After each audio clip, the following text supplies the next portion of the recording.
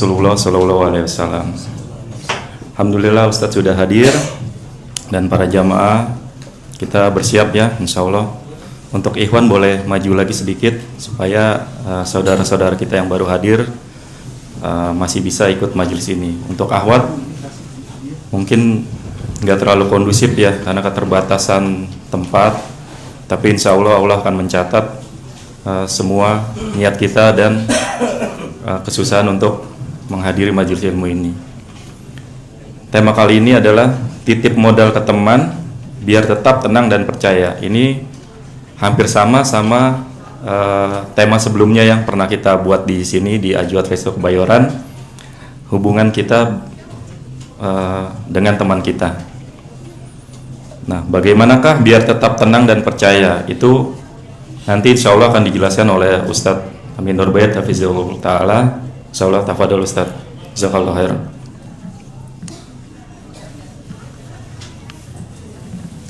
Assalamualaikum warahmatullahi wabarakatuh. Alhamdulillah wassalatu wassalamu ala Rasulillah wa ala alihi wa sahbihi wa mawalah, wa asyhadu an la ilaha illallah wahdahu la syarikalah, wa asyhadu anna Muhammadan abduhu wa rasuluh sallallahu alaihi wa ala alihi wa sahbihi wa man tabi'al huda ila yaumil qiyamah. Alhamdulillah, puji syukur kita haturkan kehadirat Allah. Di waktu duha ini kita bisa belajar bareng di Ajwad Resto. Salawat dan salam semoga selalu tercurah untuk Nabi Agung Muhammad sallallahu alaihi wasallam. Dan tidak lupa kita mengucapkan jazakumullah khairan kepada Pak Bambang sekeluarga yang telah menyediakan kita fasilitas untuk bisa belajar bersama di tempat ini. Selanjutnya,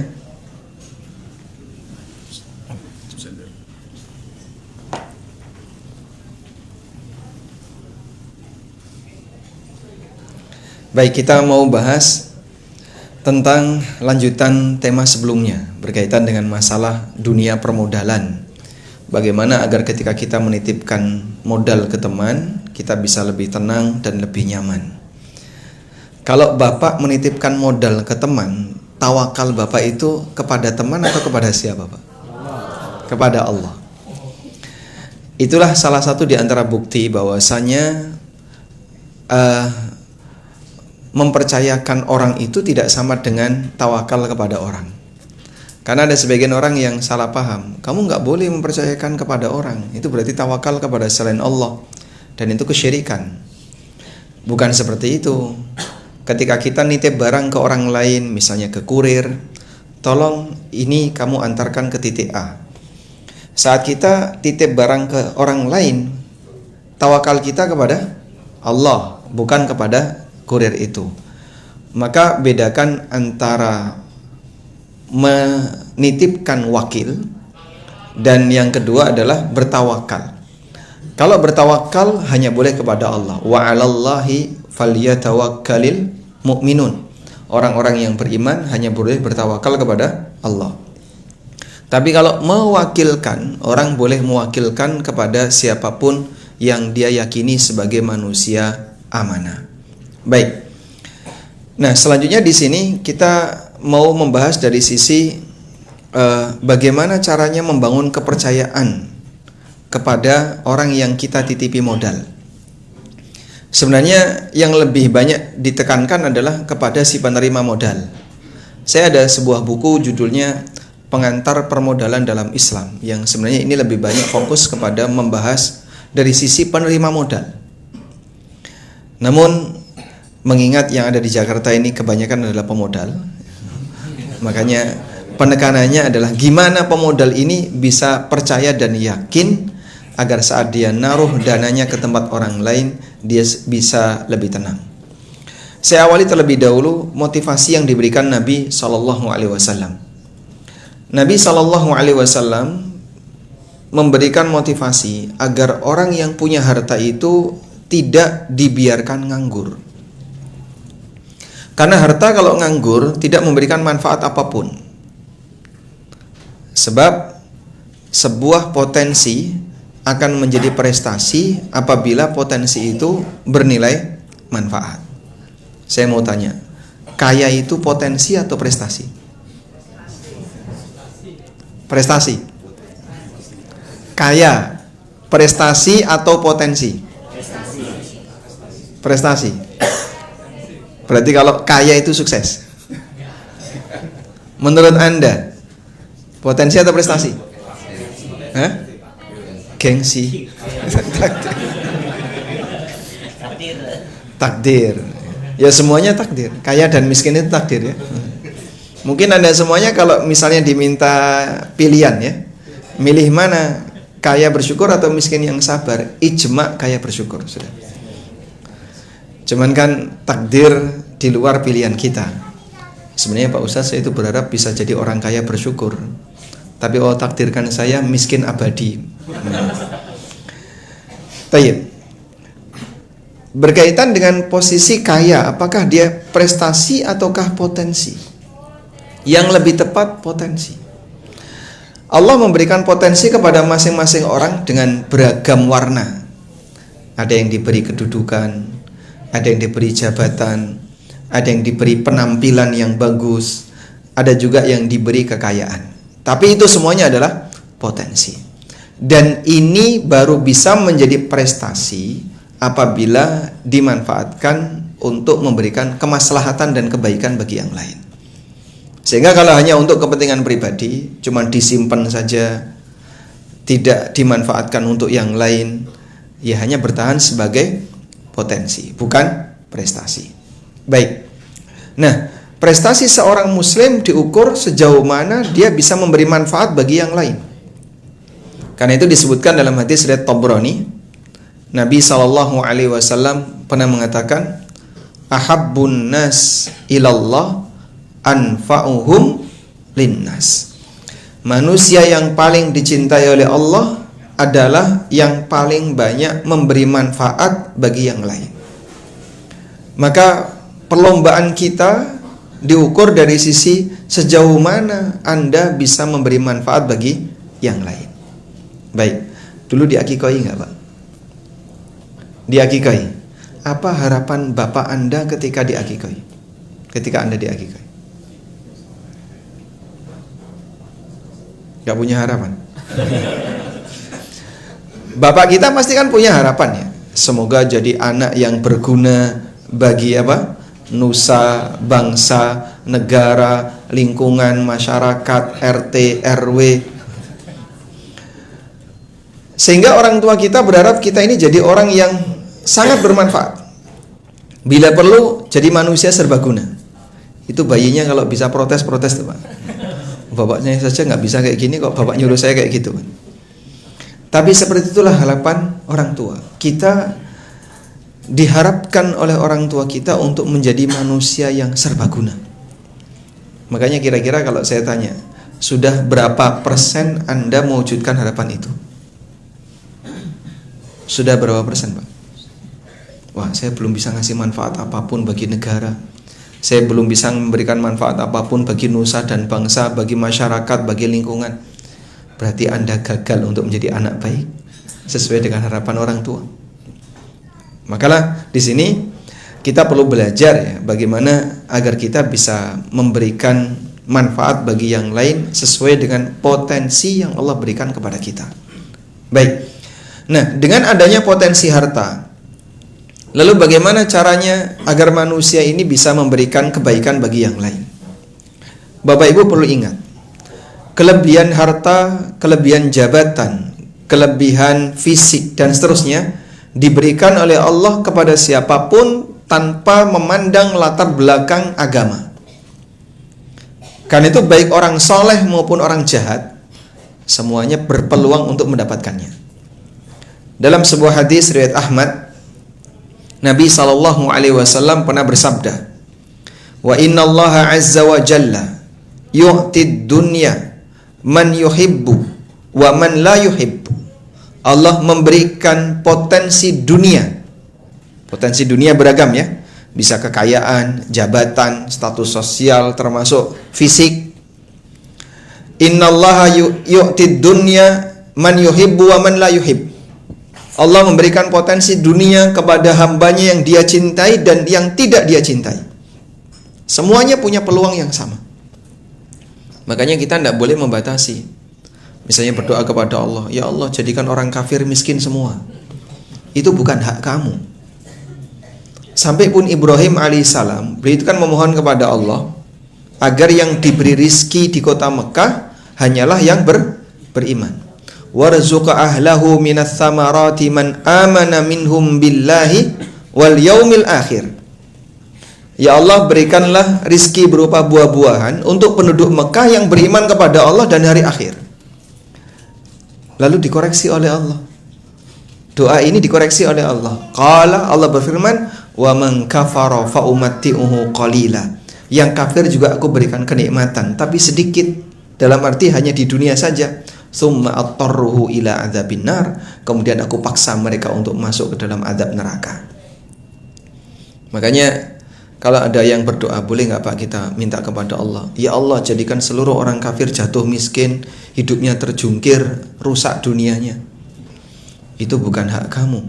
Karena dalam masalah rizki di dunia, Allah berikan kepada siapapun, baik yang muslim maupun yang non muslim. Taib. Allah memberikan dunia kepada siapa yang dia cintai dan yang tidak dia cintai. Berarti potensi ini bukan prestasi. Karena diberikan kepada siapapun tanpa memandang latar belakang, tanpa memandang latar belakang iman. Andaikan kekayaan dan dunia itu prestasi, hanya akan diberikan oleh Allah kepada yang dia cintai. Padahal kita tahu sosok Nabi kita SAW. Menurut Anda Nabi Muhammad SAW itu lebih banyak amal sabar atau amal syukur? Sabar atau syukur? Ya. Dilihat dari sisi materi, Nabi SAW itu sabar. Hidup beliau penuh dengan keterbatasan, bahkan sampai beliau wafat punya utang. Coba Bapak angkat tangan ya. Kalau Bapak mendapatkan penawaran, siapa yang mau melunasi utang Nabi SAW? Mau melunasi utang Nabi nggak? Kenapa nggak sanggup? Kenapa kita tidak memperjuangkan? Ini utang Nabi kita. Mungkin kita semua akan bilang, berapa sih utangnya? Udah tak jual perusahaan saya kalau bisa. Meskipun utang beliau tidak sebesar yang kita bayangkan. Utang beliau adalah utang gandum. Karena ketika beliau sudah lanjut usia, tetap harus menafkahi keluarganya, sehingga beliau utang gandum untuk jadi nafkah bagi semua istri beliau dan anak-anak yang ikut bersama istri beliau. Ada sebagian istri yang memiliki anak bawaan. Karena Rasulullah SAW tidak memiliki dana untuk membeli itu, maka beliau utang. Dan sementara yang digunakan sebagai jaminan apa Pak? Baju besi. Baru bisa ditebus di zaman Abu Bakar As-Siddiq radhiyallahu anhu. Jadi kalau dilihat dari kondisi kehidupan Nabi SAW, beliau lebih cenderung pada keadaan penuh keterbatasan, sehingga beliau adalah sayyidus sabirin, pemimpin bagi orang-orang yang sabar. Lalu kata Nabi SAW, wala yu'tid dina illa liman ahabba, dan Allah tidak memberikan agama kecuali bagi siapa yang dia cintai. Allah memberikan dunia kepada yang dia cintai dan yang tidak dia cintai, dan Allah memberikan agama hanya kepada yang dia cintai. Bersyukurlah ketika Allah Subhanahu wa taala jadikan kita sebagai hamba yang masih punya kepedulian untuk mau belajar agama, mau mengamalkan kewajiban agama. Mudah-mudahan ini indikasi Allah masih sayang sama kita. Nah, di posisi ini ketika orang punya harta, diberi potensi oleh Allah harta, lalu bagaimana caranya agar dia bisa lebih maksimal dalam memanfaatkannya?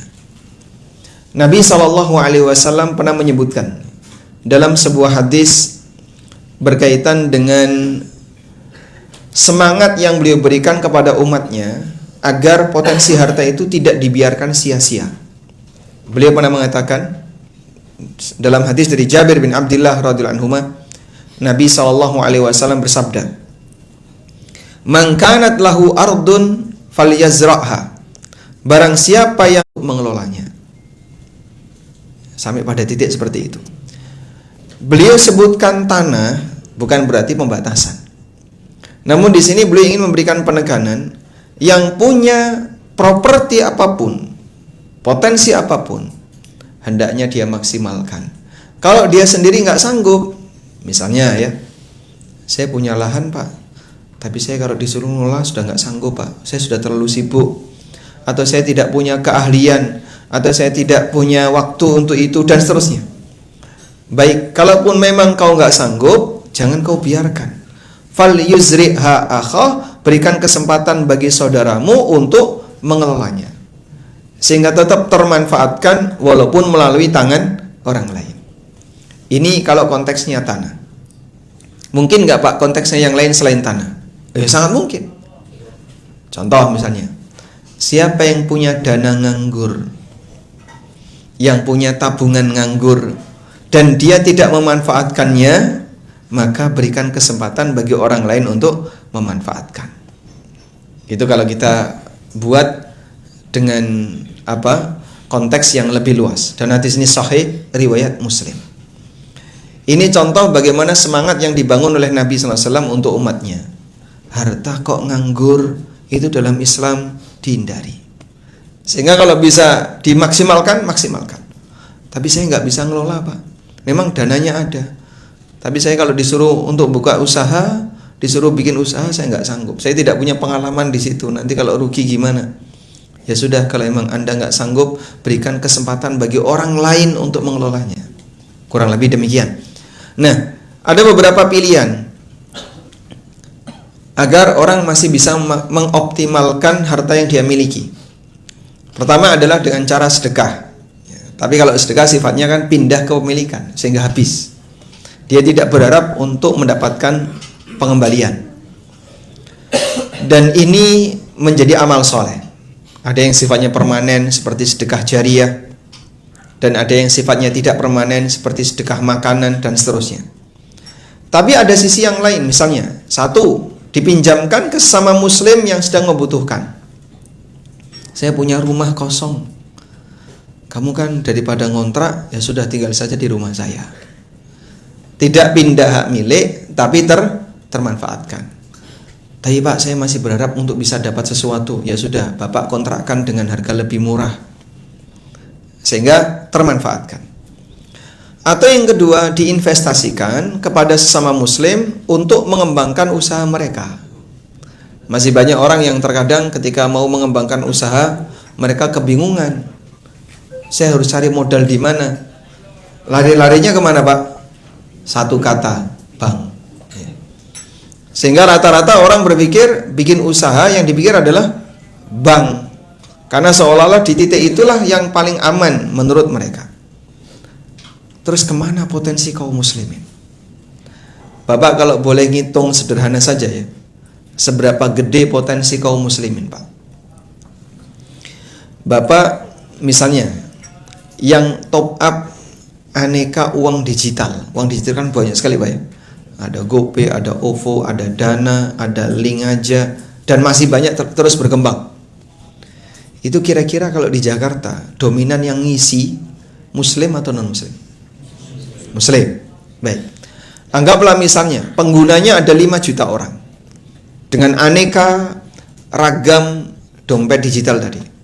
Kalau satu orang per hari 100.000 Pak, kali 5 juta, tolong dihitung. 100.000 kali 5 juta itu berapa Pak? 500 M sehari Pak. Masjid mana yang galang dana 500 M sehari? Tapi ini bisa orang kemudian naruh duitnya untuk transaksi sehari-hari, yang muslim saja bisa 500 M. Dan tidak ada dari sekian banyak dompet virtual itu providernya adalah perusahaan muslim. Jadi potensi kita ada di tempat orang lain. Itu saya belum bicara yang tabungan-tabungan, kemudian rekening-rekening di perbankan-perbankan umum dan seterusnya. Ada yang dimiliki oleh luar negeri, ada yang dimiliki oleh non-muslim. Sehingga sebenarnya potensi dana kaum muslimin sangat besar. Makanya kalau kaum muslimin punya masalah dari sisi permodalan, ada yang butuh sesuatu, kemudian dia pingin utang tapi tidak tahu harus utang kemana, dia butuh biaya pendidikan, tapi dia nggak tahu saya harus nyari modal kemana dan seterusnya. Di tengah kaum muslimin sebenarnya itu mereka bisa tutupi, tapi karena tidak terkoordinasi akhirnya dana itu dikuasai oleh orang lain. Ya ini kalau kita bicara hitung-hitungan ekonomi ya. Namun seperti inilah contoh bahwasanya potensi ketika tidak dimanfaatkan, maka yang memanfaatkan adalah orang lain. Karena itu memang yang namanya dunia bagi muslim itu tidak dimotivasi untuk dikejar, tapi dari sisi pertimbangan agar kaum muslimin tidak butuh yang lain, maka mereka dimotivasi pertahankan. Pasca Persia itu ditaklukkan. Persia itu sebutannya negeri apa, Pak? Kalau Romawi kan negeri merah, kalau Persia negeri apa? Putih. Kenapa disebut negeri putih? Karena mata uangnya perak. Pasca Persia ditaklukkan di zaman Umar bin Khattab, kaum muslimin mendapatkan ghanimah sangat besar. Sampai para sahabat yang senior dan yang ikut terlibat dalam peristiwa penaklukan Persia, mereka itu per bulan digaji berapa ratus dinar gitu. Nah, karena mereka merasa ini sudah cukup untuk kebutuhan hidup kami, akhirnya para sahabat yang dulunya pedagang, yang dulunya mereka kerja di pasar, pensiun semuanya. Dan mereka fokus ibadah, karena merasa cukup dengan apa? Gaji yang diberikan oleh negara. Tapi apa yang dilakukan oleh Umar? Beliau membuat kebijakan. Para sahabat yang dulunya pedagang tidak boleh pensiun. Dia harus tetap bertahan untuk berdagang di pasar, agar pasar itu tidak dikuasai oleh selain kaum muslimin. Sementara potensi dan kemampuan berdagang itu datangnya dari muhajirin. Kalau orang Ansar kan rata-rata petani, sedangkan muhajirin yang senior itu kebanyakan mereka pedagang. Akhirnya mereka dilarang, jangan turun dari pasar, tetap bertahan di pasar. Abdurrahman bin Auf, Utsman bin Affan, beberapa sahabat-sahabat pedagang yang lainnya. Nah itu contoh. Jadi sampai pada titik kenapa kaum muslimin ini kalau meninggalkan itu akan jadi butuh kepada yang lain, maka sebaiknya jangan ditinggalkan. Persaingannya bukan karena masalah bagaimana agar aku kaya, tapi persaingannya adalah karena masalah agar masyarakat muslim tidak terlalu bergantung kepada non-muslim. Baik. Karena itu bagi mereka yang memiliki potensi harta, maka hendaknya dia optimalkan. Nah, selanjutnya, terus bagaimana caranya untuk membangun rasa percaya agar harta yang kita taruh di tempat orang lain itu kita bisa merasa nyaman? Ada satu kaidah jamaah dalam masalah permodalan, bahwa modal itu tidak boleh dijamin. Modal itu tidak boleh dijamin. Dan inilah yang menjadi titik perbedaan paling inti antara akad utang dengan akad permodalan. Saya ulangi ya, modal tidak boleh dijamin, dan ini yang menjadi titik apa? Perbedaan yang paling inti antara akad modal dengan akad utang. Kalau modal kan boleh ada bagi hasil, boleh ada kelebihan. Kalau utang boleh nggak? Ada kelebihan yang disepakati? Nggak boleh. Nah terus cara bedainya di mana Pak? Ini antara akad utang ataukah modal? Perbedaannya di titik itu. Apakah dijamin atau tidak? Apabila dana yang kita setorkan ke orang lain itu dijamin itu maksudnya gimana sih Pak? Tidak nanggung resiko rugi. Sehingga kalau untung ada bagi hasil, tapi kalau rugi dikembalikan utuh. Itu namanya dijamin. Saya ngasih modal ya, silakan nanti kau gunakan untuk usaha kamu. Misalnya pengembangan UMKM tertentu. Kesepakatannya gini aja. Kalau untung saya dikasih bagi hasil 30%, tidak apa-apa.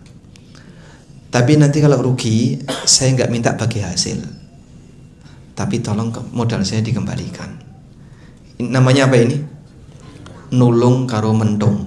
Nah, ini. Sehingga dia berlagak seperti pahlawan, ngasih modal, tapi hakikatnya dia melakukan transaksi riba. Karena ketika dia ada klausul jika rugi modal tolong dikembalikan, berarti ini sama dengan utang. Ini sama dengan apa? Utang. Utang kok minta 30% kalau ada bagi hasil, sama dengan riba. Keuntungan dari transaksi utang adalah riba. Jelas insyaallah? Baik. Nabi SAW bersabda dalam hadis riwayat Abu Dawud, Imam Ahmad dan yang lainnya, dari sahabat Abdullah bin Amr bin As, Rasulullah SAW mengatakan, wala ribhu ma lam yudman. Tidak boleh ada keuntungan yang tidak menanggung resiko kerugian. Saya ulang ya. Tidak boleh ada keuntungan yang tidak menanggung resiko kerugian. Maka prinsip keseimbangannya, peluang untung sama dengan resiko rugi. Sehingga siapa yang mau peluang untung, berarti Anda harus siap dengan resiko rugi. Ini kaidah baku. Maka kalau ada peluang untung sementara posisi Bapak nol resiko rugi, jangan pernah diterima, Pak. Contohnya Mas, obligasi misalnya. Obligasi itu apa sih, Pak? Hah? Surat berharga, utang pemerintah, utang negara. Sehingga rakyat membeli surat utang untuk diserahkan kepada pemerintah. Terus ada apa di situ? Ada kupon bagi hasil dari hasil obligasi. Boleh nggak Pak itu dimanfaatkan? Ya nggak boleh. Obligasi Anda kan dijamin. Sehingga di posisi ketika dana Anda itu dijamin, sama sekali tidak menanggung resiko rugi, maka keuntungan apapun yang Anda dapatkan dari transaksi ini hukumnya dilarang. Itu kaidah baku. Baik. Oleh karena itu, bukanlah termasuk praktek mudharabah yang syar'i apabila ada orang yang dia menaruh dana di temannya atau MKM, kemudian dia membuat pengaman. Gini saja, saya minta jaminan dana saya masukkan ke kamu 1M, tapi saya minta jaminan sertifikat rumah, BPKB, ya. Kemudian surat berharga, ijazah, terutama yang dari UGM kan kamu. Nah, ini biar untuk pengaman kami. Baik. Terus nanti gimana ini? Kalau rugi, ya ini yang akan kami cairkan. Kalau untung kita bagi hasil. Oh, enggak bisa kayak gitu. Praktek seperti ini jadinya apa? Riba. Baik. Terus gimana Pak kalau misalnya terjadi kerugian? Apabila terjadi kerugian, ya, mungkin yang sebelah kanan ini silahkan merapat Pak, maju Pak. Biar bapak-bapak yang di belakang bisa ikut bergabung. Boleh silahkan masuk. Maju lagi. Sini boleh. Maju lagi ya. Nah, alhamdulillah. Geser Pak. Geser, maju lagi. Tafassahu fil majalis.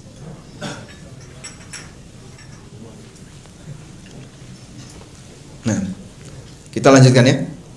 Jadi bagaimana kalau terjadi kerugian? Apakah pengelola kemudian bebas tanggung jawab 100%, nggak ada tuntutan apapun atau bagaimana? Nah, kerugian dalam kerjasama apapun itu dibagi menjadi dua. Yang pertama, kerugian karena keteledoran. Yang kedua, kerugian di luar keteledoran.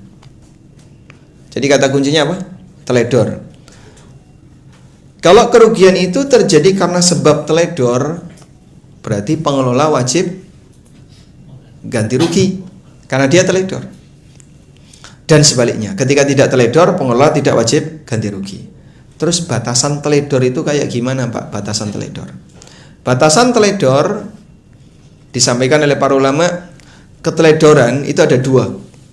Ada taksir dan ada ta'addi. Ada keteledoran yang bentuknya taksir, ada keteledoran yang bentuknya ta'addi. Taksir itu apa? Taksir itu tidak melakukan sesuatu yang seharusnya dilakukan.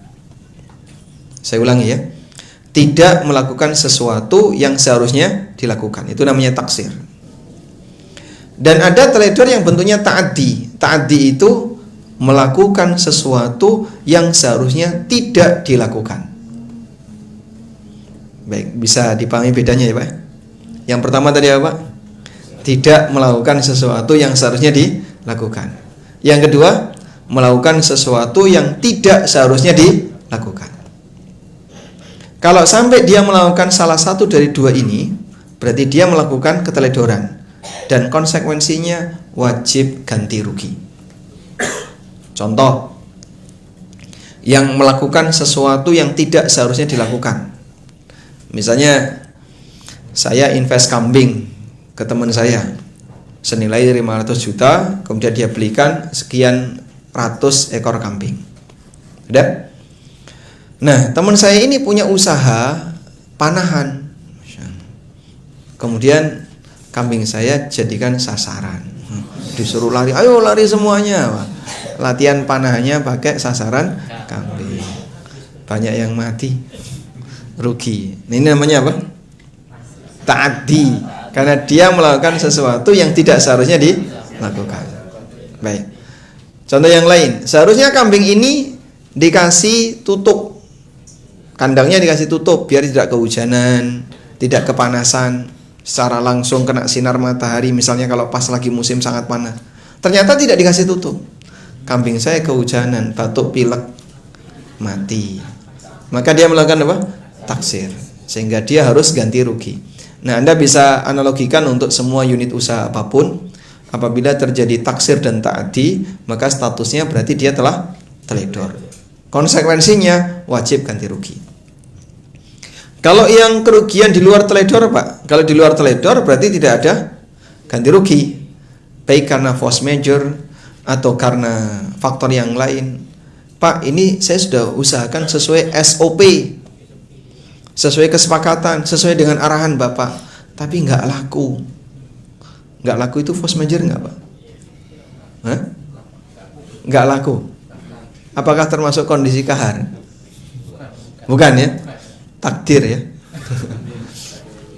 Ya semuanya takdir. Ya gimana lagi, ya sudah.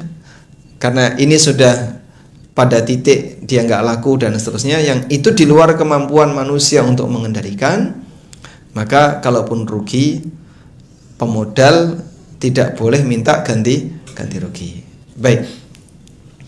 Nah, kemudian posisi modal perlu disadari, statusnya adalah uang amanah. Modal itu uang amanah. Oleh karena itulah, seseorang tidak boleh menggunakan modal yang dia terima dengan cara sembarangan. Makanya mungkin perlu kita ingatkan kepada para pengelola, hati-hati kamu mengelola usaha, sejatinya kamu ini diberi amanah. Dan Allah Subhanahu wa taala perintahkan, innallaha ya'murukum an tu'addul amanati ila ahliha. Sesungguhnya Allah perintahkan kalian agar kalian menunaikan amanah kepada yang berhak. Maka siapapun yang dia diberi modal, hakikatnya dia diberi amanah. Oleh karena itu, Pak, modal itu milik siapa, Pak? Milik pemodal atau milik pengelola usaha? Milik pemodalnya. Sehingga modal usaha itu tidak pindah hak milik. Modal usaha itu tidak pindah hak milik. Saya kasih contoh kasus. Si A memberikan modal kepada si B senilai 20 juta. Lalu dikembangkan oleh B untuk jualan cilok. Udah? Berjalan selama 3 tahun. Dari 20 juta tadi mengalami penurunan dan seterusnya, sampai akhirnya ini kalau di total, Pak, dari mulai bahan baku, perlengkapan, totalnya tinggal 13 juta. Rugi kita. Ya sudahlah, dijual saja. Akhirnya dicairkan, dapatlah 13 juta. Sudah? Terus pengelola minta, kemarin kan kita kesepakatannya bagi 2, 50-50. Berarti 13 juta ini saya 6,5, kamu 6,5. Salah atau betul? Kenapa salah? Modal yang baru saja dari hasil pencairan, sehingga ini semuanya diserahkan dan dikembalikan ke pemodal. Baik. Selanjutnya, boleh nggak, Pak, ketika kita memberikan modal kepada orang lain, kita minta jaminan? Jawabannya boleh. Ini sebagaimana keterangan yang pernah disampaikan oleh Ibnu Qudamah.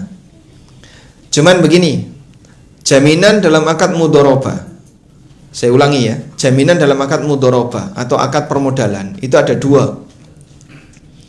Yang pertama, jaminan yang digunakan sebagai pengganti ketika ada resiko kerugian. Dan seperti ini dilarang. Ini nggak boleh, dilarang. Saya ulangi ya. Jaminan dalam akad mudharabah digunakan sebagai pengganti atas resiko kerugian. Hukumnya apa? Dilarang, nggak boleh. Kenapa Pak nggak boleh Pak? Karena resiko kerugian di luar keteledoran menjadi tanggung jawab bersama, bukan tanggung jawab pengelola saja. Dari situ pemodal rugi modal, pengelola rugi tenaga. Saya sudah kerja, keluar waktu sekian, nggak dapat apa-apa. Padahal mungkin sudah berbulan-bulan, sehingga dia harus cari sumber pendapatan yang lain untuk mencukupi nafkah dirinya dan keluarganya. Udah? Yang kedua, jaminan yang digunakan untuk menutupi resiko karena keteledoran atau resiko karena fraud. Terjadi misalnya manipulasi, penipuan, dan aneka kejahatan yang lain. Nah, yang kedua ini hukumnya boleh. Sehingga fungsi jaminan ini hanya dipakai untuk apa Pak? Untuk membangun kepercayaan antara pemodal dengan pengelola. Makanya akad jaminan itu disebut oleh para ulama dengan akad tawthiqat, akad yang tujuannya untuk membangun kepercayaan.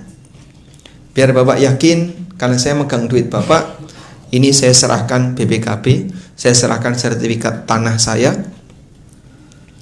saya beriktikad baik untuk mengelola dana dari Bapak. Nah begitu Pak. Maka sah-sah saja misalnya Bapak ngasih modal ke teman, ini saya titip modal 1M ya, tapi saya minta sertifikat kamu gimana? Oh nggak syar'i itu. Ini kan bukan utang, akadnya modal.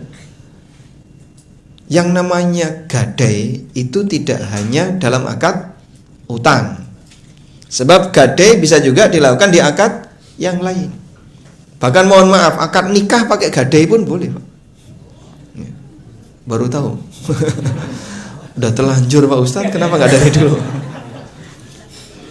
Sehingga misalnya Anda punya anak perempuan ya, lalu dinikahi oleh si A, tapi Anda mungkin belum begitu yakin. Ini jangan lelaki ini nanti mau nipu atau apa. Baik, kamu boleh nikah dengan putri saya, tapi saya minta jaminan emas kilo. Masya Allah. Mundur tanpa berita. Baik, boleh nggak seperti itu? Boleh, karena jaminan itu bisa diberlakukan di akad apapun. Makanya jaminan ini terpisah dari semua akad. Jual beli dengan pakai jaminan bisa nggak? Contohnya, jual beli kredit, terus selama belum lunas jaminan ditahan. Akad utang bisa pakai jaminan, permodalan juga bisa pakai jaminan. Di sisi inilah bahasanya meminta jaminan kepada yang lain untuk memastikan kepercayaan yang bersangkutan hukumnya tidak dilarang. Baik. Selanjutnya, boleh nggak Pak jaminan itu berupa manusia? Karena jaminan bisa bentuknya barang, al-ain, atau bisa bentuknya manusia, asy-syakhs. Jawabannya boleh. Kalau jaminan itu bentuknya manusia, namanya akad kafalah. Namanya akad kafalah. Allah Subhanahu wa taala berfirman ketika menceritakan tentang peristiwa di zaman Nabi Yusuf. Qalu ya ayyuhatuhal ir innakum lasariqun. Wahai rombongan, kalian itu pencuri. Qalu wa ma tafkidun. Kalian kehilangan apa? Qalu nafkidu suwa'al malik wa liman jaa'a bihi himlu ba'ir wa ana bihi za'im. Jadi saat saudara-saudaranya Yusuf tadi mau meninggalkan Mesir, mereka diteriaki, wahai rombongan, kalian tuh maling. Nah, terus mereka tanya, kalian kehilangan apa? Kok tiba-tiba nyebut kami maling? Kami kehilangan gantangnya raja. Siapa yang berhasil menemukan malingnya, falahu himlu ba'ir, maka dia akan dapat hadiah berupa makanan yang bisa dipikul oleh onta, wa ana bihi za'im, dan aku yang menjadi penjaminnya. Nah, di situ ada kalimat wa ana bihi za'im, aku yang menjadi penjaminnya. Itulah yang disebut dengan akad kafalah. Aku jamin yang lapor aman, nggak usah takut. Ya, mereka semuanya nggak ada yang ngaku karena nggak merasa mencuri gantang sang raja. Gantang itu ditaruh mana? Gantang itu ditaruh mana? Di karungnya Benyamin, saudaranya Yusuf. Akhirnya semuanya dicek, ternyata nah ini ketemu di karungnya Benyamin, berarti Benyamin yang ngambil. Nah, Benyamin ditangkap, nggak boleh pulang. Wah, mereka sudah ketar-ketir karena dalam satu rombongan ini saudara-saudara Yusuf harus hilang satu. Baik. Nah, jaminan berupa manusia atau akadnya kafalah ini boleh, tapi tidak boleh berbayar. Tapi tidak boleh berbayar. Kalau berbayar, nanti akadnya jadinya goror. Jadi misalnya begini ya, saya ngasih modal kepada si A, sudah, tapi saya minta jaminan, wahai A, ada nggak teman yang bisa menjamin kamu yang saya percaya? Akhirnya si A datangkan ustadz. Ini ustadz B siap menjamin. Baik, maka posisi ustadz B ini sebagai apa? Namanya kafil, penjamin, atau zaim, penjamin. Tapi ustadz B nggak boleh dibayar. Ustadz B tolong jadi penjamin saya. Nanti kalau usaha ini gagal, Anda yang harus nomboi. Jika terjadi karena keteledoran. Tapi kalau usaha ini baik-baik saja, ustadz B aman.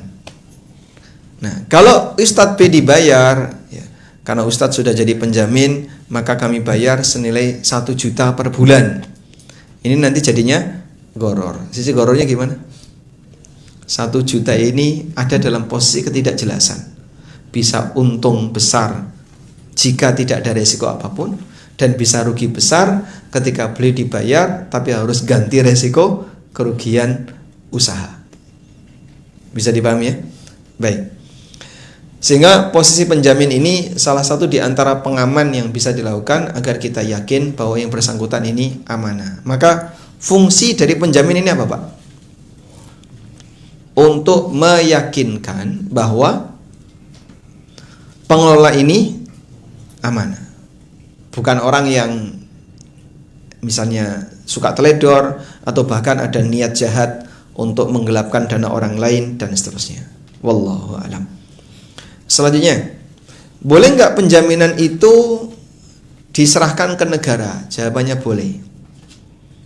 Contohnya apa? Ya kalau di tempat kita yang paling gampang adalah keberadaan notaris. Sebab notaris itu kan pejabat negara. Sebutannya apa?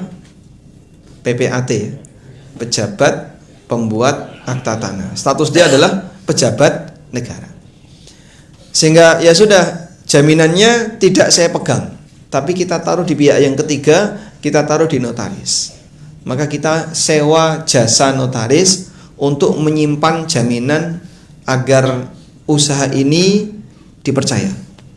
Boleh.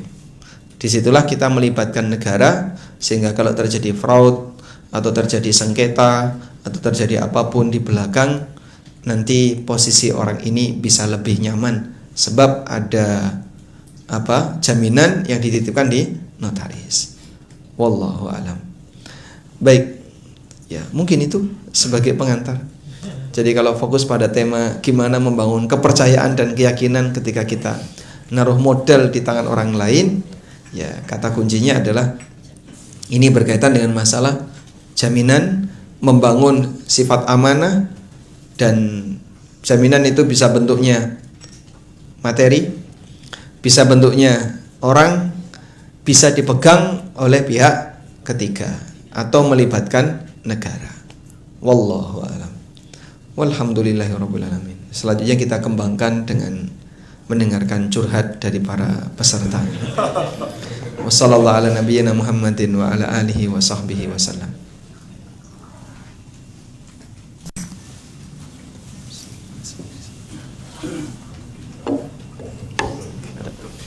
Cek. Bismillah, mungkin dari Ikhwan dulu ya, pakai mic aja langsung. Bismillah, assalamualaikum warahmatullahi wabarakatuh. Waalaikumsalam warahmatullahi wabarakatuh. Semoga Allah merahmati Ustadz dan segala jamaah. Dan Amin. seluruh muslim. Allahumma amin. Ustadz, saya mau nanya, saya ada kasus di mana saya itu investasi ke sebuah lembaga bidang ternak. Lalu ternyata mereka tidak bisa mengembalikan uang kita. Oh ya, kita investasinya dengan akad mudharabah. Setelah ditagih, mereka bilang tidak bisa mengembalikan karena ada sebuah masalah, dan setelah kita cari tahu secara internal dan udah konfirmasi, masalahnya adalah uang para investor itu dicolong sama beberapa CEO yang lain. Itu termasuk apa Ustadz? Force majeure atau gimana? Jazakallah khair. Baik.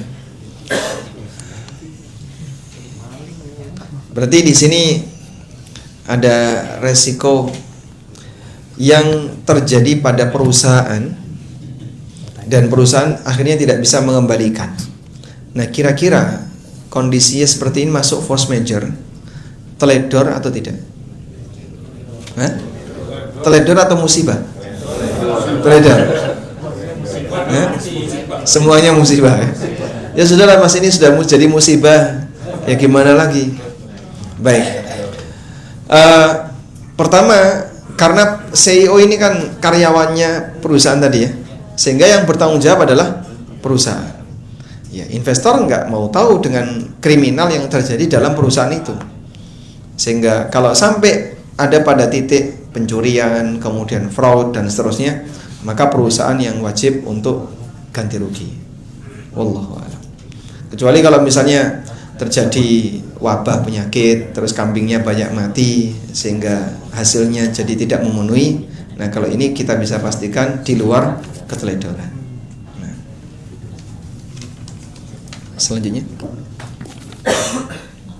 ada pertanyaan dari pakai kertas Ustaz. Assalamualaikum warahmatullahi wabarakatuh. Ustaz, saya izin bertanya. Saya sedang proses kerjasama dengan teman dalam pengadaan proyek MBG, di mana si A, teman saya tersebut adalah sebagai mudharib dan juga sebagai sohibul mal, dan posisi saya juga sebagai sohibul mal. Modal A 80% dan modal B 20%. Pertanyaannya yang pertama, dalam akad tersebut kesepakatan dengan skema manakah yang tepat dalam pembagian porsi keuntungan? Yang pertama, keuntungan dihitung dari keuntungan bersih dengan kesepakatan sesuai modal 80-20, atau bolehkah yang kedua, keuntungan dihitung dari keuntungan bersih dengan sejumlah nominal, misal keuntungan untuk si B sejumlah 400 rupiah per porsi, sedangkan untuk si A sejumlah 1.600 rupiah. Pertanyaan kedua, dalam akad mudharabah yang saya ketahui tidak diperbolehkan menyertakan jaminan karena akadnya menjadi qadrah atau hutang piutang. Qard atau hutang piutang, bukan akad kerjasama. Apakah boleh disertakan jaminan dalam hal ini? Pihak A menjamin sertifikat tanah dan bangunan kepada si B sebagai keseriusannya, dan bila mengalami kerugian bagaimana perhitungannya untuk masing-masing pihak mendapatkan sisa uang yang bisa kembali. baik, Barakallahu fikum. Barakallahu fikum, masyaallah. Baik, untuk yang pertama berkaitan dengan akad kerjasama Anda untuk membangun usaha jadi supplier program MBG. Di situ Anda menyebutkan bahwasanya posisi Anda sebagai pemodal dan teman Anda sebagai pengelola plus pemodal. Kira-kira skema akad yang benar yang kayak gimana? Kalau hanya sebatas nama ya, Anda mau sebut mudharabah, sebut musyarakah dan seterusnya, itu sama saja, hakikatnya sama. Jadi intinya kerjasama. Nama utamanya itu musyarakah atau syirkah. Nah, syirkah ini beragam. Ada syirkah mudharabah, ada syirkah inan, ada syirkah mufawadhah, ada syirkah B, syirkah C. Jadi syirkah itu beragam. Ada syirkah musahamah. Tapi secara prinsip kaidah-kaidah yang tadi kita sebutkan itu dipakai di semuanya. Sudah? Oleh karena itu masalah nama nggak usah dipikirkan. Karena Anda melakukan akad dalam muamalah nggak tahu namanya itu sah. Saya ulangi ya. Dalam masalah ibadah, orang kalau tidak tahu apa ibadah yang dikerjakan itu batal. Bapak sholat 2 rakaat tadi sholat apa? Tidak tahu. Maka sah nggak sebagai sholat? Sah nggak sebagai sholat? Sah sebagai sholat sunnah. Tapi tidak sah sebagai qobliyah subuh. Tidak sah sebagai sholat subuh. Padahal itu di waktu qobliyah subuh misalnya. Karena dia tidak punya niat qobliyah subuh. Orang kalau tidak tahu dia mau ngerjakan apa ketika ibadah, ibadahnya tidak diakui. Makanya mohon maaf ya, Bapak kalau transfer uang tidak ada niat zakat, tidak dihitung zakat. Misalnya asal transfer saja, tapi sudah melebihi dari kewajiban zakat saya. Namun saat Anda transfer tidak ada niat zakat, ya tidak dihitung zakat. Sebab yang namanya zakat itu harus ada niat. Karena itu disyaratkan kalau misalnya Bapak mau kurban atas nama si A yang masih hidup. Bapak punya teman di luar kota, terus Bapak belikan seekor kambing. Kemudian Anda tulisi kambing itu, misalnya Paimin, kan dikalungkan di kambingnya ya. Kambing ini namanya baik. Tapi Paimin tidak diberitahu, ya tidak sah sebagai korbannya Paimin. Karena dia nggak punya niat. H+1 diberitahu, Min, kemarin saya kasih kamu seekor kambing sudah disembelih, ini dagingnya ada di rumah, dikirim nggak? Loh kok kamu baru bilang sekarang? Kamu kambingnya sudah disembelih, ya sudah, niatnya saya susulkan. Jadi niatnya di belakang. Bisa nggak? Nggak bisa. Makanya yang seperti ini dalam mazhab Syafi'iyah wajib memberitahu. Sehingga sebelum disembelih kasih tahu, Min, Paimin, kamu saya kasih seekor kambing ini mau disembelih atas nama kamu. Nih kambingnya, dah. Nah, terus dia punya niat untuk kurban. Sudah? Selanjutnya tinggal dititipkan ke panitia untuk penyembelihannya. Baik. Tapi dalam masalah urusan muamalah dan dunia, nggak tahu nama tidak masalah. Contoh sederhana ya. Di sini yang sudah pernah umroh, yang sebelah sini, angkat tangan, sudah pernah umroh. Udah pernah umroh, Pak? Bapak ketika akad dengan travel itu akadnya apa namanya, Pak? Nggak tahu. Akad umroh ya. Pokoknya ngertinya umroh aja. Loh, akadnya apa? Wah, nggak tahu saya namanya. Ngertinya saya umroh sunnah gitu saja. Tapi kita nggak ngerti namanya apa. Baik, kalau seperti ini keadaannya, sah nggak Pak akadnya Pak? Nggak tahu namanya. Sah. Karena bukan syarat dalam melakukan akad harus tahu nama. Maka Anda kalau belajar fikih muamalah, jelimet istilah-istilah itu nggak usah dihafalin, nggak apa-apa. Yang penting Bapak pahami ini konsekuensinya benar atau salah. Ada nggak unsur ribanya? Ada nggak unsur gorornya? Ada nggak sisi kedolimannya? Kalau 3 ini tidak ada, hukum asalnya mubah. Sudah? Karena Nabi SAW tidak ngajari akad. Jadi kalau saya tanya ke bapak-bapak, sebutkan contoh akad yang disunnahkan Nabi SAW. Contoh akad yang disunnahkan Rasulullah SAW. Akad nikah. Yang lain, akad nikah lagi. Akad nikah 4 kali ya. Akad nikah itu sudah ada belum sebelum beliau diutus? Hah? Sebelum beliau diutus sudah ada akad nikah belum? Ya sudah. Lah beliau terlahir dari pernikahan. Pernikahan antara Abdullah dengan Aminah. Terlahirlah Rasulullah SAW, Muhammad bin Abdullah. Makanya nasabnya nasab Abdullah. Abdullah punya bapak Abdul Muthalib. Nasabnya nasab yang jelas. Jadi orang jahiliyah sekalipun mereka sudah tahu akad nikah. Jadi yang saya maksud disunahkan itu sebelum beliau ada tidak ada.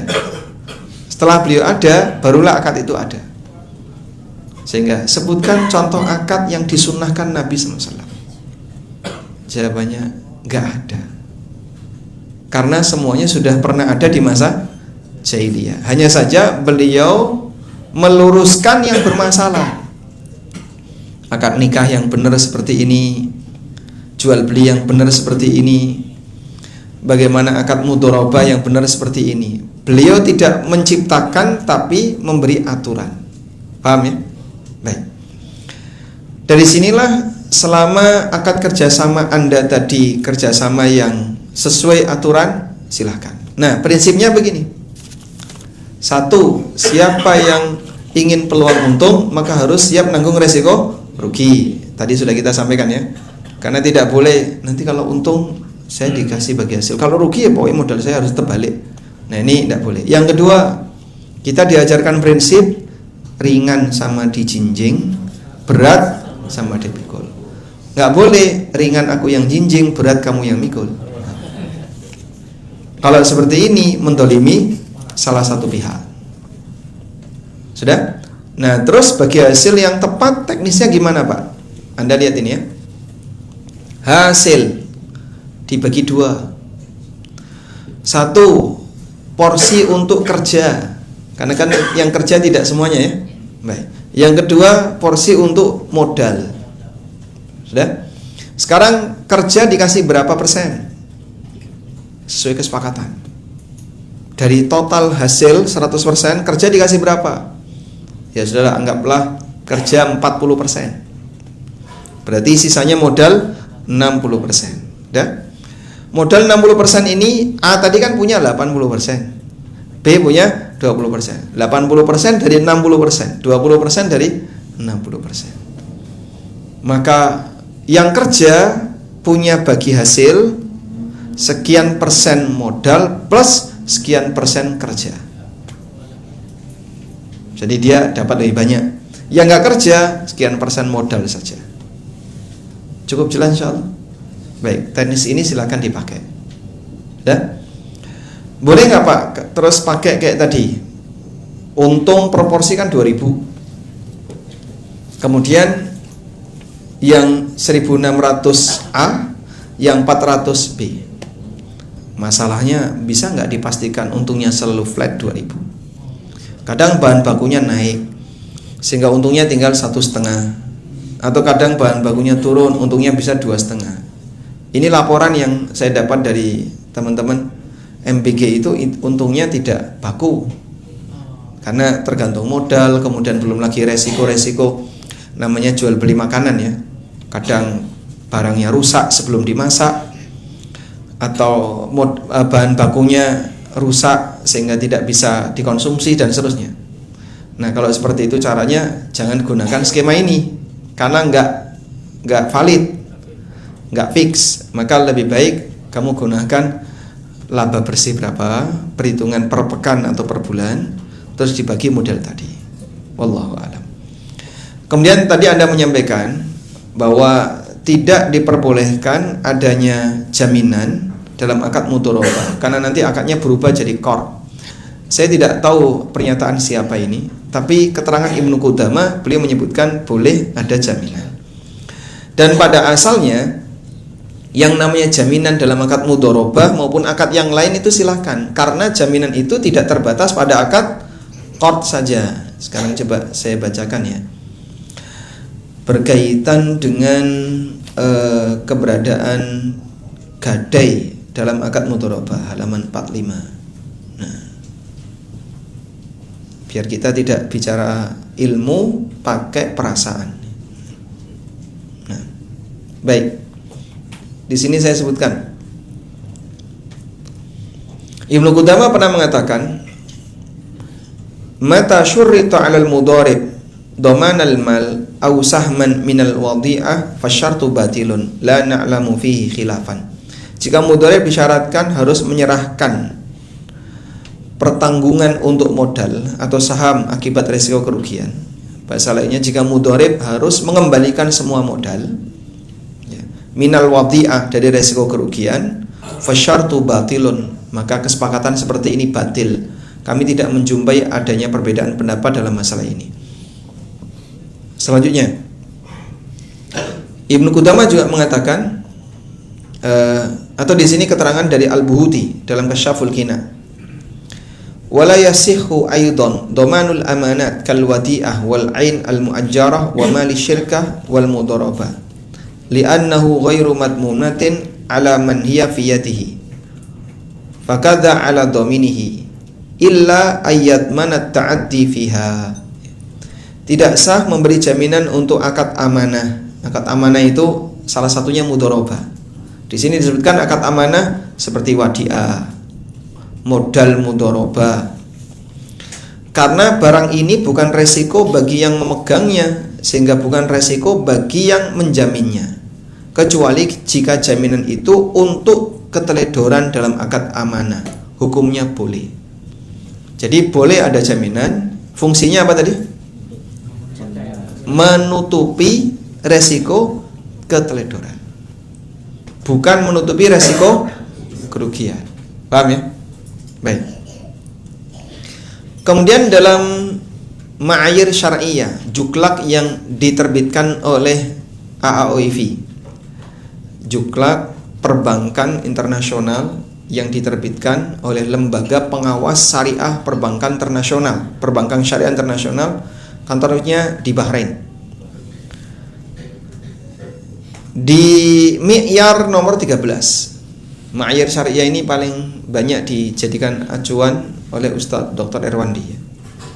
Beliau mengatakan, ya juzu li rabbil mal akhdud dhamanat al-kafiyah wal munasabah minal mudharabah. Boleh bagi pemilik modal untuk mengambil jaminan yang selayaknya dari akad mudharabah dengan syarat pemodal tidak akan menyita jaminan kecuali jika ada tindakan tidak amanah, keteledoran, atau menyalahi kesepakatan. Baik, jadi tidak ada larangan bahwa dalam akad mudharabah mengambil jaminan dari posisi pengelola, karena sekali lagi akad jaminan itu bisa melekat ke banyak akad. Akad jaminan bisa melekat ke banyak akad. Andaikan Bapak tadi masuk ke sini bayar nggak? Enggak, gratis ya. Right. Tapi pihak pemilik gedung ini mensyaratkan yang masuk ninggal KTP misalnya. Boleh nggak, Pak? Boleh? Boleh. Fungsi KTP itu apa? Nah, jaminan. Loh, nanti kamu jadi utang di sini. Enggak untuk utang. Serahkan KTP, 10 menit cair. Itu beda lagi. Hah? Oh, itu pinjol ya. Ini ndak, Bapak masuk untuk kajian, tapi karena untuk menjamin kepercayaan, kemudian keamanan ya. Karena misalnya di sini ada banyak makanan misalnya, sehingga Anda diminta untuk menyerahkan KTP untuk keamanan. Boleh atau tidak? Boleh, karena jaminan itu diperbolehkan dalam akad apapun. Wallahu a'lam. Selanjutnya ada pertanyaan dari Ahwat. Bismillah, assalamualaikum warahmatullahi wabarakatuh. Semoga Ustadz, tim ANB dan seluruh jamaah senantiasa dalam lindungan Allah Subhanahu wa Ta'ala. Afan bertanya, Fulana sedang mengembangkan usaha baju syar'i dan membutuhkan modal dari pihak luar atau investor. Yang pertama, akad dan skema apa yang terbaik untuk kedua belah pihak? Kemudian yang kedua, selain investasi, apakah opsi pendanaan lainnya? Semoga Allah mudahkan Ustadz dalam menjawab pertanyaan ini. Barakallahu fikum. Kalau masalah pilihan akad yang terbaik, kembali kepada kesepakatan kedua belah pihak. Kita ulangi ya, sederhana saja. Si A pemodal, si B pengelola. Usahanya apa tadi, Pak? Jualan baju, Produk fashion. Produk fashion. Okay. Kira-kira akad yang terbaik apa, Pak? Kembali kepada kesepakatan. Jadi pilihannya banyak, tapi mana yang menurut Anda lebih menguntungkan, mana yang lebih meyakinkan, itu kembali kepada kesepakatan. Kalau misalnya Anda saya nggak pingin ribet bagi-bagi hasil mas, karena nanti kan ada cek keuangan, kemudian ada apalagi audit ini. Nah, daripada ada seperti itu, gini aja lah.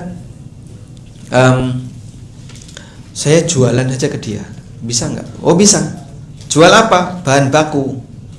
Jadi si A pemodal tadi membelikan bahan baku yang dibutuhkan oleh si B.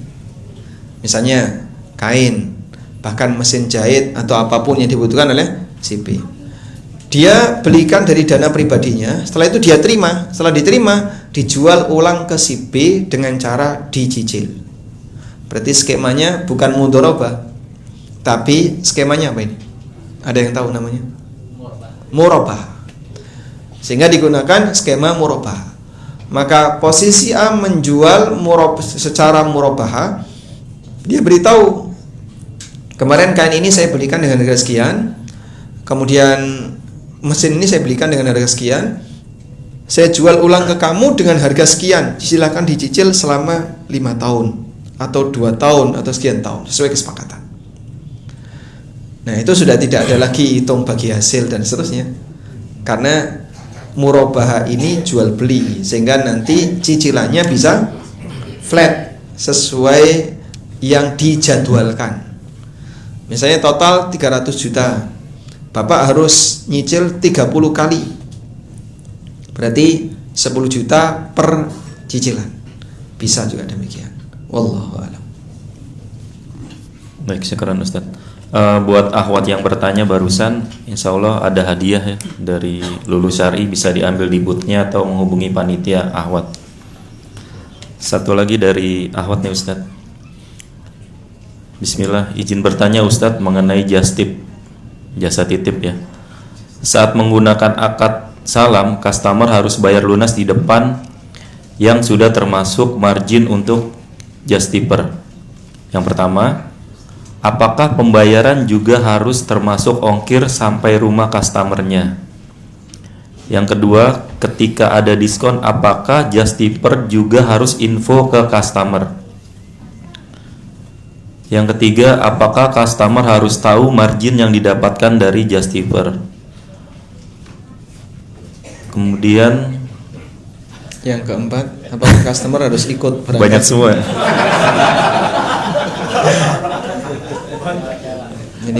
Apakah customer transfer pertama uang barang plus fee just tipper dulu, karena nanti sudah tahu ongkirnya baru transfer kedua untuk ongkir ke rumah customer Ustadz?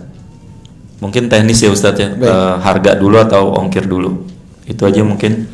Terus pertanyaan yang saya bacakan barusan juga insya Allah dapat hadiah ya dari Lulu Syari, insya Allah bisa ambil di booth bawah ya. Masya Allah. Yang lain juga berharap dibacakan. Ada giftnya 2 Ustadz, itu untuk akhwat. Dibacakan saja tapi nggak usah dijawab ya. Dapat gift nggak kira-kira? Bisa dicolek tenan yang di bawah Ustadz. Barakallahu. Baik, tentang just tipper dengan akad salam, saya tidak perlu menjelaskan just tipper ya Pak ya.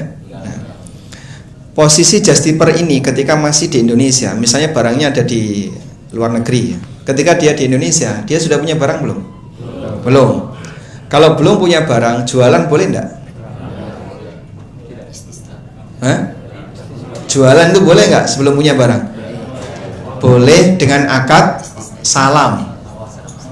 Karena kan kalau istisna nggak mungkin, dia nggak mungkin memproduksi, barangnya ada di luar, sehingga hanya bisa pakai skema akad salam. Nah, ketentuan salam itu pembayaran wajib tunai di depan. Kalau tertunda, misalnya DP dulu 50%, nanti sisanya setelah barang datang, ini namanya kali bil kali. Saya ulang ya, akad salam yang pembayarannya tidak tunai itu disebut transaksi kali bil kali, jual beli utang dengan utang, dan ulama sepakat kali bil kali itu haram. Ya? Maka kalau Anda belum punya barang, konsumen DP dulu sebagai pembayaran awal, dan nanti sisanya dibayar setelah barang datang, ini jangan dilanjutkan. Praktek ini dilarang. Kalau sudah terlanjur Pak, barangnya sudah sampai belum? Belum, ya, uangnya kembalikan. Uangnya dikembalikan. Sudah, selanjutnya akadnya diganti. Setelah Bapak dapat barang itu, barang yang sudah datang, nah baru diakadkan ulang dengan jual beli biasa, bukan salam lagi karena barangnya sudah ada. Baik, kita lanjutkan. Di posisi ini, karena justiper belum punya barang, maka dia menerima pembayaran dari customer tunai. Nah, tunai di sini apa saja yang perlu dibayarkan? Ya terserah penjual. Yang penting pokoknya customer dapat barang itu. Sehingga apakah termasuk margin, ongkir, terus apa lagi, diskon dan seterusnya? Ya pokoknya include sudah bersih, diterima oleh customer barangnya. Terserah kamu masukin apa saja. Sehingga misalnya barangnya harganya 100.000, tapi Bapak jual 300.000, boleh nggak Pak? Ya sah-sah saja. Ya, maka masukkan semua kebutuhan untuk pengadaan barang ini, mulai dari ongkir dan seterusnya. Sebab nanti kalau enggak, Anda yang harus nanggung ongkir, Anda yang harus nanggung naik taksi misalnya. Hotel Anda misalnya di titik A, tokonya di luar negeri itu ada di titik B, harus naik taksi. Biaya taksi itu gimana? Ya jangan minta lagi. Customer itu pokoknya taunya barang sampai di tempatnya dengan harga net tertentu. Makanya dalam akad salam dihitung total. Dihitung total. Perlu nggak Pak cerita ada diskon, ada? Nggak perlu. Itu hak Anda semua. Perlu nggak cerita ada biaya ini? Itu juga nggak perlu. Modal Anda berapa nggak perlu. Cerita boleh, tapi tidak harus dilakukan. Wallahu a'lam. Kalau diceritakan kira-kira lebih baik atau tidak diceritakan? Hah? Lebih baik mana, diceritakan atau tidak diceritakan? Hah? Kenapa? Menjaga perasaan. Sehingga ini sudah harganya berapa kemarin? 500.000. Kamu beli berapa? 5.000. Kira-kira gimana? Hah? Sakitnya itu di sini. Selanjutnya.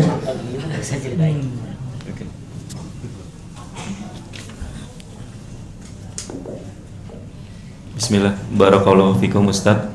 Semoga Allah menjaga Ustadz, keluarga dan kaum muslimin. Amin.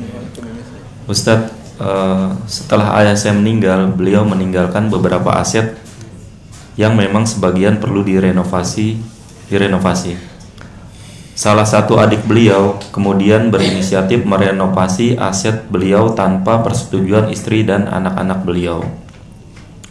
Biaya yang dikeluarkan cukup besar. Setelah renovasi selesai, beliau memberikan totalan kepada kami.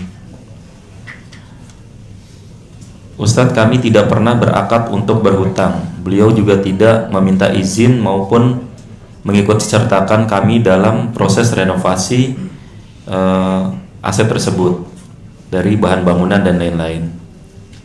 Lalu kami tiba-tiba disodori bukti seakan-akan kami berhutang. Apakah dalam kasus ini kami tetap dikatakan memiliki hutang piutang dengan beliau, Ustadz? Barakallahu fikum. Baik, inilah resikonya kalau orang memberikan sesuatu kepada orang lain tapi akadnya nggak jelas. Jadi, kayak tadi ya, tiba-tiba merenovasi tapi tidak ada kesepakatan apapun, begitu jadi nagih. Contoh ya, ada orang, bapak misalnya jualan tanah, sudah dipasarkan, dan tiba-tiba ada orang bawa customer, bawa konsumen, Pak, ini sudah ada yang deal dengan saya Pak, harganya sekian, dan bapak cocok. Pertanyaannya, yang bawa konsumen tadi apakah berhak dapat fee atau tidak berhak? Yang bawa konsumen tadi berhak dapat fee atau tidak? Hah? Berhak atau tidak? Tidak. Kenapa? Ya kamu yang nyuruh siapa? Ya kamu sendiri yang bawa customer ke kami, ya terima kasih, alhamdulillah ya. Tapi kamu tidak punya hak untuk dapat fee, dan saya tidak punya kewajiban untuk bayar fee. Sebab saya tidak mewakilkan kamu, saya tidak nyuruh siapapun. Baik. Maka kalau dari sisi kewajiban tidak ada. Namun kalau misalnya mau berbaik hati, ya sudahlah, karena dia sudah berbuat baik sama saya, maka saya kasih fee sekian, silahkan. Kasusnya sama seperti ini. Ini kan tidak jelas apakah paman itu mau nyumbang untuk perbaikan dan renovasi atas kebaikan pribadi, atau sifatnya ya ini biar nanti diganti oleh ahli waris. Kalau yang kedua kan berarti harus minta persetujuan dulu kepada ahli waris. Ini rumah bapakmu yang sudah ditinggalkan, mau tak renovasi, kasihan ini rumahnya. Nah kalau kemudian ahli waris setuju, nah barulah posisi paman jadi wakilnya ahli waris. Nah disinilah ada satu kaidah. Orang yang bekerja sendiri atas inisiatif pribadi, dia pada hakikatnya tidak wajib dibayar. Orang yang bekerja sendiri, man alzama nafsahu bisyai', siapa yang mewajibkan dirinya untuk melakukan sesuatu, maka orang lain tidak ada kewajiban untuk ganti rugi atau ganti dari kerja dia. Cuman kalau kayak gini kan nanti akan berkepanjangan, Pak. Bisa jadi musuhan saudara. Ya makanya mungkin bisa dibuat rembukan keluarga. Karena paman ini sudah melakukan kesalahan, beli renovasi tanpa minta izin terlebih dahulu kepada ahli waris, sehingga mungkin bisa dilakukan rembuk keluarga. Paman, gimana kalau misalnya pembayarannya ditunda? Kami tidak mampu untuk menyelesaikan itu seketika, sehingga kami mohon waktu, karena beliau sendiri tidak dilibatkan dalam hal ini. Wallahu a'lam. Jadi nggak usah diganti, nggak apa-apa Ustaz ya? Kalau nggak diganti ya mungkin akan jadi masalah. Apakah ada hukum pidana juga Ustaz nantinya? Masuk hukum pidana? Masuk? Nggak tahu saya. Oh, oke. Oke, ada pertanyaan selanjutnya Ustaz. Bismillah, Assalamualaikum warahmatullahi wabarakatuh. Waalaikumsalam Ustaz warahmatullahi wabarakatuh. ahyakumullah, izin bertanya. Jika kita menitipkan modal untuk penjual besi rongsok, awalnya pengelola sampaikan bagi hasil di setiap transaksi atau per invoice. Namun berjalan waktu, bagi hasilnya berdasarkan persentase Ustaz. Bagaimanakah sebaiknya kami sebagai pemodal? Barakallahu fikum. Awalnya bagi hasil berdasarkan invoice. Setelah itu persentase hasil. Kalau mau diubah seperti ini berarti harus kesepakatan kedua belah pihak. Pada asalnya pilihan pertama maupun kedua sama-sama boleh. Kalau yang pertama fix, yang kedua juga sama. Sehingga ya sudah, ini masalah teknis ya. Kita buat kesepakatannya kemarin seperti ini, sekarang kita ganti teknis yang kedua. Sah-sah saja, silakan. Karena dalam masalah teknis kembali kepada kesepakatan kedua belah pihak. Wallahu a'lam. Baik. Pertanyaan selanjutnya. Bismillah, semoga Allah Subhanahu wa taala memberikan dan memudahkan semua urusan kita di dunia dan akhirat. Amin. Ustadz izin bertanya, apabila dititipkan modal usaha warkop dengan kesepakatan 1 tahun, tapi selama 1 tahun tidak berjalan sesuai harapan, usaha sepi, laporan keuangan tidak ada, berlanjut selama 3 tahun, baru pengembalian modal, dan bagi hasil 50% setelah dipotong operasional dan ofisial. Apakah ini diperbolehkan Ustadz? Syukron. Jazakallahu khair. Baik.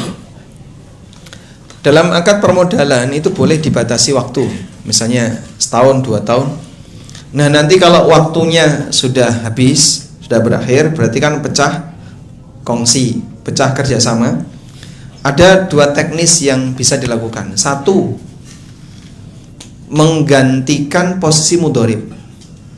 Jadi misalnya warung kopi tadi modalnya 100% dari si A, si B ngelola 100%, sehingga si B tidak keluar duit apapun. Sudah berjalan selama 1 tahun, warung ini bertahan. Baik, karena sudah selesai masa 1 tahun, maka si B bisa diganti oleh orang lain. Wahai si B, kerjasama kita sudah selesai sampai di sini. Untuk berikutnya nanti yang ngelola saya mau serahkan kepada C, silahkan. Boleh seperti itu, sudah? Atau yang kedua, lanjut selama beberapa waktu berikutnya sesuai kesepakatan. Atau yang ketiga, dilikuidasi. Saya sudah pengen nutup saja, nggak perlu kita lanjutkan, ya sudah, berarti sekarang warung ini dijual sedapatnya. Dapat berapa? Kalau ada kelebihan berarti itu keuntungan, kalau kurang maka semuanya diserahkan kepada pemodal. Wallahu a'lam. Baik, syukur Ustaz.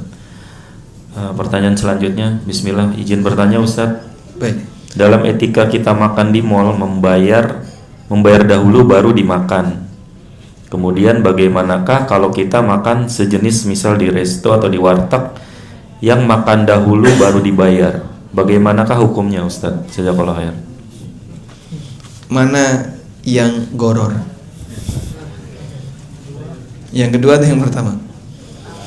Yang pertama atau yang kedua? Anda lebih senang mana? Makan di mall atau di warteg? Hah? Makan dulu baru bayar, atau makan dulu baru dibayari temannya? Bayar dulu baru makan. Baik, warteg itu kan Masya Allah, itu teknologi akhir zaman, touchscreen ya. Masalah ini bebas ya. Karena saya ulangi ya, dalam masalah muamalah dominan dipengaruhi oleh uruf yang terjadi di masyarakat. Dominan dipengaruhi oleh uruf yang terjadi di masyarakat. Sehingga masalah teknis makan dulu baru bayar atau bayar dulu mau makan bebas. Yang penting terukur. Kalau di warteg makan dulu bayar-bayar ya. Baik, tapi pemilik warteg tahu nggak orang ini ngambil apa saja? Ada yang tahu, ada yang tidak? Terus ngitungnya gimana? Berdasarkan laporan, kejujuran. Berarti boleh nggak pakai gitu? Ya boleh saja. Sehingga tadi saya makan ini, lapor, terus dihitung. Baru setelah itu bayar, silahkan. Kalau nanti ada penipuan Pak, itu urusan pribadi. Jadi bicara masalah muamalah, fraud itu tidak diperhitungkan dalam skema fikihnya. Itu kriminal ya. Sehingga kalau dia sengaja misalnya darmaji ya, dar limo ngaku siji Pak. Itu kan kayak Anda waktu di kantin dulu kan ya.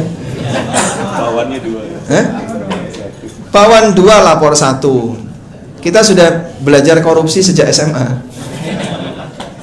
Begitu jadi pejabat ya lanjut. Gimana itu? Ya dosa yang akan dia bawa sampai kiamat jika tidak diselesaikan ketika di dunia. Boleh nggak pakai gitu? Boleh, karena tidak masalah ketika orang makan dulu baru bayar. Kalaupun ada pelanggaran dari sisi dia ngambil nggak bayar, maka nanti akan ada konsekuensinya kelak di hari kiamat. Wallahu a'lam. Baik, pertanyaan selanjutnya. Bismillah, izin bertanya Ustadz. Apakah boleh ketika kita meminjam uang kepada seseorang, apakah boleh kita mengasih hadiah untuk ucapan terima kasih? Akad di awal misalnya, Bu saya pinjam uang 1 juta, nanti kalau sudah lunas saya kasih hadiah 100.000. Apakah boleh Ustadz? Coba diperhatikan ini ya. Yang belakang sudah mau pulang kayaknya. Hadiah ketika pengembalian utang. Jadi hadiah terkait utang itu ada 3.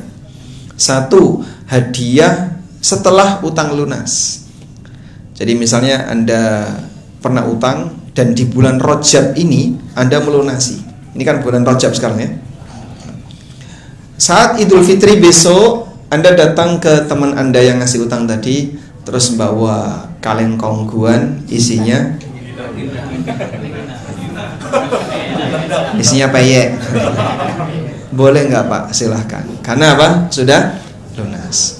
Yang kedua, hadiah saat melunasi utang. Saat melunasi utang. Jadi Anda datang ke si A lalu bayar total. Sudah? Boleh nggak ngasih hadiah di situ? Boleh dengan 3 syarat. 1, tidak ada kesepakatan. 2, bukan atas permintaan dari si pemberi utang. 3, tidak ada budaya di masyarakat yang mengajarkan seperti itu. Kalau 3 syarat ini terpenuhi, silakan. Jadi sifatnya inisiatif pribadi siapa? Yang berutang. Inisiatif pribadi yang berutang. Yang berutang berinisiatif pribadi, ini saya kembalikan utang. Nah, saya berterima kasih ya, ini 100.000 untuk anaknya. Silakan. Yang ketiga, hadiah yang diberikan sebelum utang lunas. Bapak utang 10 juta, sudah dibayar 5 juta. Ya? Lalu Anda ngasih hadiah ke teman Anda tadi duren misalnya. Baik. Boleh nggak Pak diterima duren ini? Jawabannya boleh, dengan syarat dijadikan cicilan. Ya? Jadi cicilan. Jadi duren saya terima, utang kamu kan 5 juta kurangnya ya. Duren ini berapa? 100.000. Berarti utang kamu tinggal 4.900.000. Jadi cicilan, dipotong kewajiban bayar utang. Tapi besok jangan duren terus, nanti habis duit. Dibayar pakai duren terus. Wallahu a'lam. Baik, tadi ada yang mau nanya langsung dari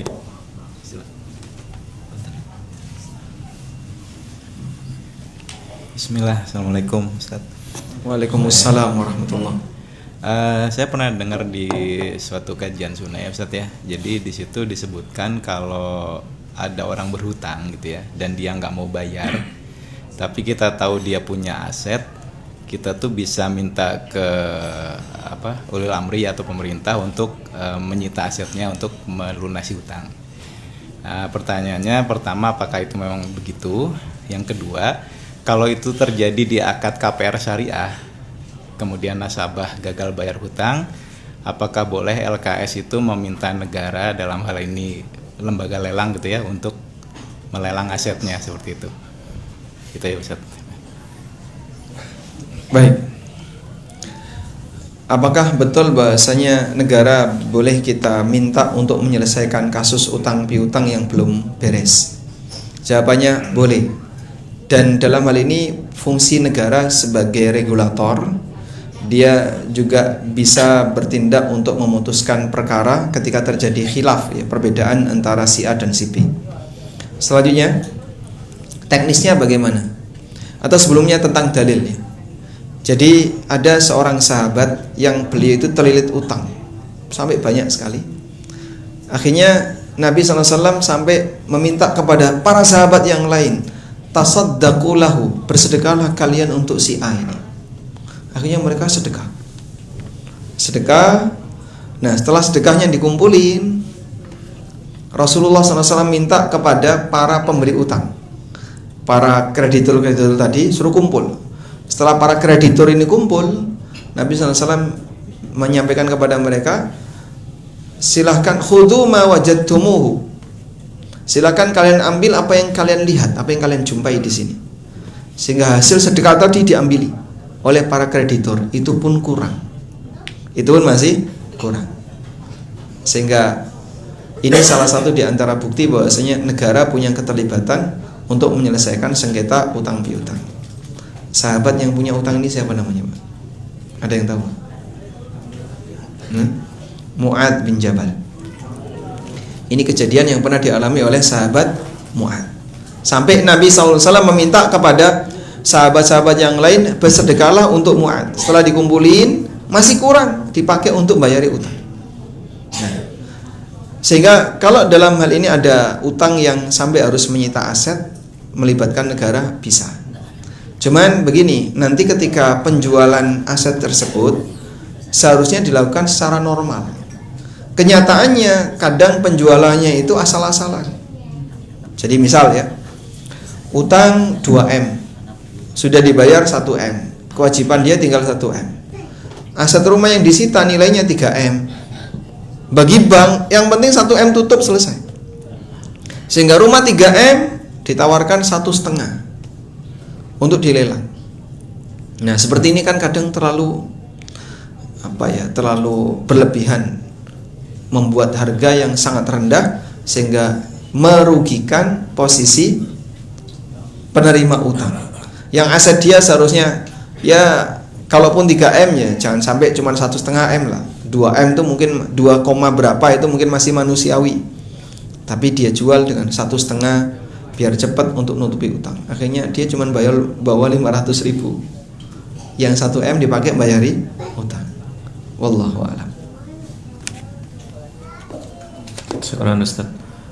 Pertanyaan terakhir ya mungkin. Assalamualaikum Ustaz, saya izin bertanya. Waalaikumsalam warahmatullahi. Bagaimana perhitungan zakat atas hasil usaha yang pendapatannya tergabung dengan uang dari gaji? Apakah terpisah atau digabung dari seluruh jumlah uang atau pendapatan tersebut, Ustaz? Yang pendapatannya tergabung gaji. Dari gaji juga. Nah, beliau punya sumber penghasilan apa saja? Berarti usaha sama gaji ya mungkin, Ustaz. Baik, Berarti itu satu jenis sebenarnya. Coba perhatikan ini ya. Kalau Bapak punya beberapa sumber objek zakat. Jadi rinciannya kayak gini. 1, objek zakat yang jenisnya beda, ngitungnya beda. Misalnya mal dan binatang ternak, masyiyah. Ada zakat mal, ada zakat masyiyah. Zakat mal itu yang dihitung komponennya apa, Pak? Emas, perak, uang, baik tabungan, tunai, dan semua uang. Uang digital, kripto dihitung semua. Termasuk saham-saham itu dihitung semua. Ini mal. Sekarang kan mal itu diwujudkan dalam banyak bentuk ya. Ada yang bentuknya investasi, ada yang bentuknya uang digital, ada yang bentuknya uang kartal fisik, ada yang bentuknya tabungan dan seterusnya. Yang kedua, misalnya ternak. Bapak punya 50 ekor kambing, punya uang 3M. Karena beda jenis, maka ngitungnya beda. Sehingga kambing dihitung kambing sendiri, nanti dizakati sesuai dengan cara ngitung zakat kambing, dan tabungan tadi dihitung sendiri sesuai dengan perhitungan zakat mal. Paham ya? Yang kedua, jenisnya sama, jenis objeknya sama, tapi beda sumber. Beda sumber itu seperti ini. Yang satu dari hasil kerja. Hasil kerja itu bisa gaji bulanan atau keuntungan dagangan atau yang lainnya. Yang jelas dari aktivitas dia. Aktivitas dia menghasilkan sesuatu. Dan yang kedua dari pemberian orang tua atau hibah orang lain atau warisan. Misalnya Bapak kerja usaha, dari hasil usaha itu Anda punya tabungan senilai 1M. Sudah? Zakat Anda Ramadan besok. Zakat Anda Ramadan besok. Baik. Bulan Sya'ban Anda dapat warisan 500 juta. Sudah? Nah, 500 juta ini dizakati kapan, Pak? Apakah Ramadan besok? Sya'ban, setelah Sya'ban bulan apa? Setelah Sya'ban bulan Ramadan ya. Rajab, Sya'ban, Ramadan. Rejab, Ruwah, Poso. Dan dia di bulan Sya'ban dapat warisan senilai 500 juta. Berarti zakatnya 500 juta ini kapan? Sya'ban tahun depan. Padahal bulan depan ini dia mau bayar zakat untuk usaha dia. Maka usaha dia dizakati Ramadan, sedangkan 500 juta dari warisan tadi dizakati tahun depan, Sya'ban tahun depan. Baik. Selanjutnya, bagaimana kalau sumbernya sama? Kerja, keuntungan usaha, terus apalagi dari hasil-hasil yang lain. Jadi misalnya beliau punya usaha jualan nasi kebuli. Yang kedua kerja di Pertamina. Yang ketiga kalau malam tukang parkir. Kalau subuh driver online.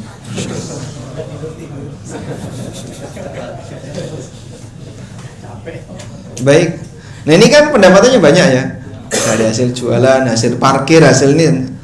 Akumulasi ini zakatnya gimana, Pak? Dihitung semua jadi satu. Dihitung semua jadi satu. Sehingga tidak dipisahkan. Zakat parkir bulan Sya'ban. Zakat Pertamina, kerja di Pertamina bulan Rajab. yang ini Rabiul Awal, tapi digabung jadi satu. Wallahu a'lam. Cukup? Baik, walhamdulillahirabbil alamin. Sekarang jam 11.40. Duhur jam berapa? 12. 11.05 sekian. Ya, kurang lebih 12 menit lagi kita masuk waktu duhur. Semoga apa yang kita bahas ini bermanfaat. Allahumma anfa'na bima 'allamtana wa 'allimna ma yanfa'una warzuqna ilma.